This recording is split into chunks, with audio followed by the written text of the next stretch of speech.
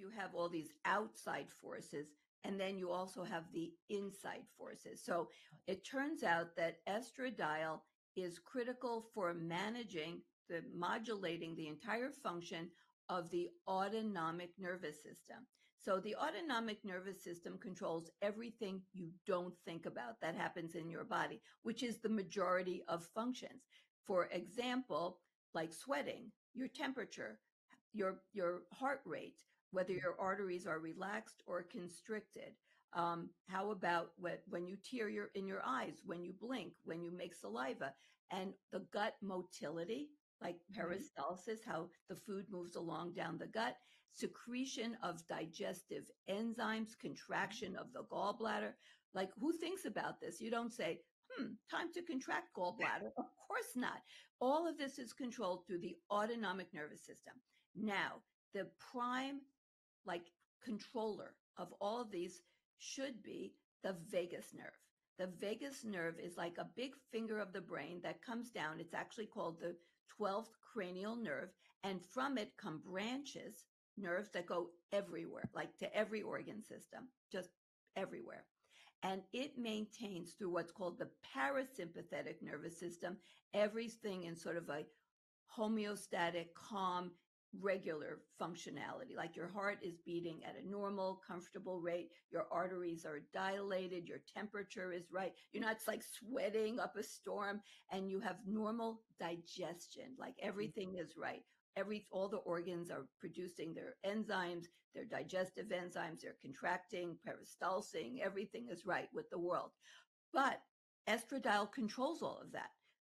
There is a neurotransmitter made by the vagus nerve called acetylcholine that requires estradiol for its normal production and function.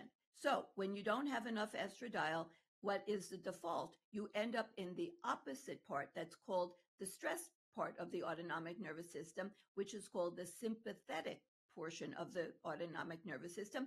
And that should only be triggered, or the word we use in medicine is induced, only when you need it. Like, when would you need to have a stress response? Well, like you're being chased by a wild animal, you're being attacked by pathogens, bacteria, and viruses are trying to get into you. You're in an accident, you've been traumatized, you have lacerations. There's a reason why we have a stress response. It's life-saving, but it should be only induced when you need it. When you don't have enough estradiol, it's induced all the time. So women are always in a stressed state in the menopausal time frame to some degree. It varies with each woman, and this is women who have what's called no hormone replacement therapy or supplemental hormones. This is like the natural state. They become more sympathetically upregulated. But the word sympathetic, think of S as stress. It's not about empathy. It's not, no, it's a different word, but it sounds the same as sympathy, like I have sympathy. So different. It's the stress response. Part of the stress response is the activation of the adrenal gland to make its stress hormone cortisol. Now, cortisol is a absolute life survival hormone. It's actually the only hormone that if you have zero, you will be dead in 24 hours. So we don't want to say cortisol is bad. No, it's just not supposed to be produced chronically in high amounts, because when it is, because you're chronically stressed, it will create terrible problems throughout the body. It will give you more leaky gut. It will disrupt your sleep. It disrupts your appetite, and it causes more fat gain, and it's catabolic. It causes breakdown. When it's chronically around, it causes what we call catabolism, or breakdown of tissue. So you actually start breaking down your muscle, like you talked about. Oh my goodness, you start breaking down this vital structure called muscle. And then you get amino acids, but they're not being used to do anything. It's just a breakdown state. So amino acids can be converted into fat. So you're taking your vital muscle and converting it in fat. And you've probably seen people like this. They have like really thin, very like, you can see they're sarcopenic or muscle deficient arms and legs. Their extremities are like little sticks. And then they've got this big middle, like a big apple body in the middle and sticky arms and legs coming out. And that's a sure sign of chronically high cortisol.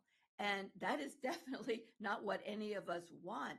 So that's where a lot of, in addition to going on hormones, of course, I'm like, I always, you know, talk and, you know, yell if I have to, all the benefits of hormone therapy. But no matter what we do with hormones, it's not the same as having a new set of 21-year-old ovaries. So we Right. have to pull all of our wonderful additional therapeutic modalities to assist us in optimizing metabolic function and controlling our stress and so on. That's where I'm so big on mind body practices, and there's a whole variety of them. You have to find what resonates with you. It's not woo woo. It's Right. like hardcore science that you can use different techniques to lower the production of cortisol, to lower your stress response and increase vagal tone. That's what we talk about it, to increase the vagus nerve's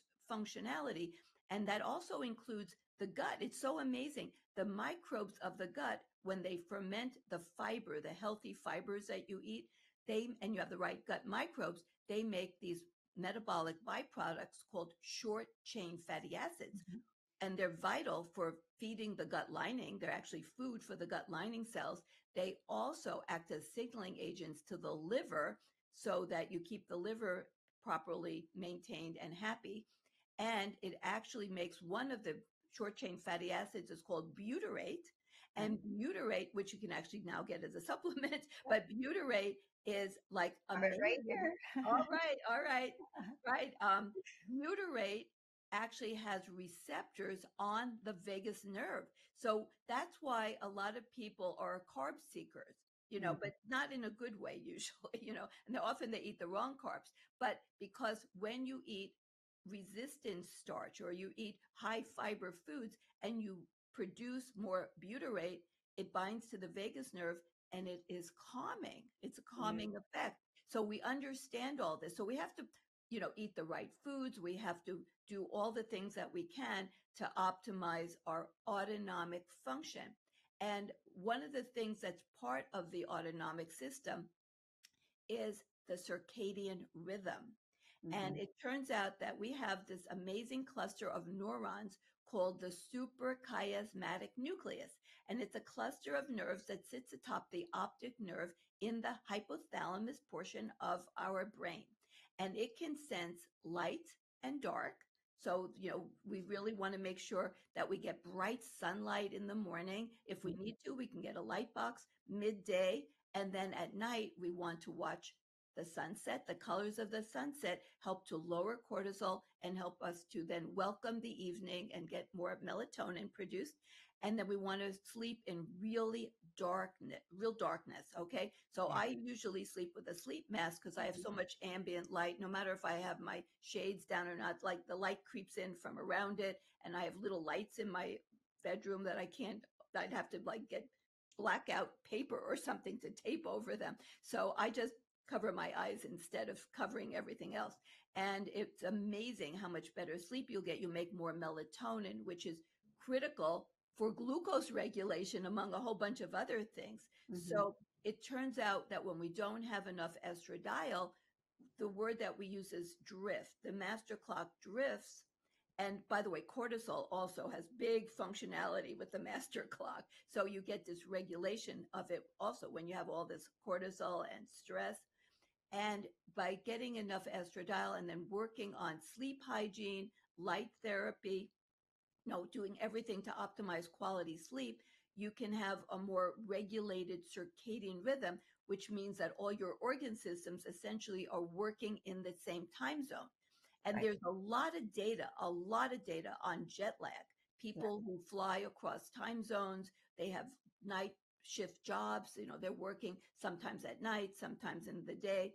You know, I was that when I did all my thousands of deliveries. I was working Mm-hmm. at night, then I was working in the day because at night is when so many women were in labor and Mm-hmm. had issues, and I was running into the hospital. It's horrible for your health. We know that when you have jet lag, which is what all women have when they go into menopause, untreated. Mm. They're all going to have a state of jet lag. Jet lag causes weight gain because you're so dysregulated and you have all the stress and the cortisol. You have dysfunctional sleep. You have dysfunction of your insulin. You have mental health challenges and higher risk of diabetes and cancer. So, I mean, we have a society that requires night workers. But the reality, if you're one of them, I mean, it's like maybe you're an essential worker, and I'm going to say thank you. But the reality is that it's harmful for your health. I was one of those, so I get it. So after 25 years, I said, okay, I have to hang up my obstetrical hat because this is killing me. So try to limit how much of your life you spend working at night or flying across time zones all the time. And then you could talk to them another time about utilizing some melatonin supplements to help them to try to get their circadian rhythm back on track. But when you know that women in menopause automatically become jet lagged, Mm. it's and all the challenges that creates, so you can see cortisol, jet lag, the gut, all the mitochondrial issues. It's a lot. And that's in an environment where 70% of the food supply is processed food that's going to rip up your gut and lower your energy and cause all of these things on its own. And so you layer in the hormonal changes. And when you talk about sleep, I just want to speak to my own experience where I've been a great sleeper most of my life. I was going through a rough patch where my Aura ring was saying, your sleep is horrible. So I incorporated an eye mask, just like you said. I even did earplugs. I've been going for a walk at night, right at dusk. And it really has calmed me down, and I can feel the cortisol lower. And it's just really amazing. Just a simple thing, and it's free. It doesn't cost You're anything, right. right? And you're supporting your system. So it's not just a pill. It's not just a supplement. It's not just, Mhm. um, uh, you know, supplementing with the hormones.